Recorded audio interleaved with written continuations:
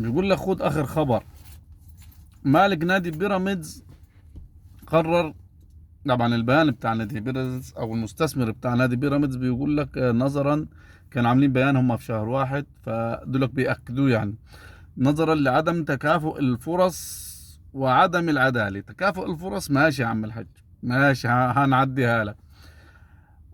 والعدالة حكمت ازاي ان انت مفيش عدالة؟ طيب ماشي، عدم تكافؤ الفرص وعاوز يسحب استثماراته يعني ويسيب النادي ويمشي. امشي براحتك. فهو يعني نادي بيراميدز من ساعة ما اتعمل ايه اللي عمله؟ ايه انجازاته؟ ولا بطولة، وملايين اتصرفت، مليارات اتصرفت، ولا بطولة.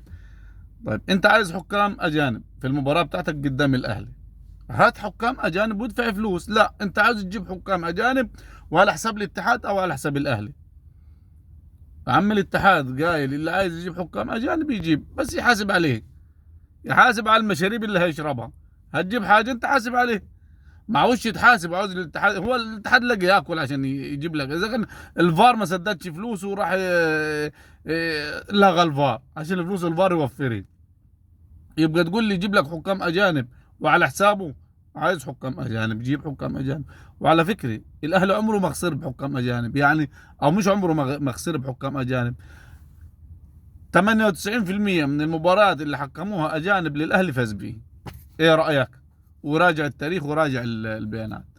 فانت عاوز تخلع اخلع، بس بطريقه تكون اشيك من كده شويه يعني.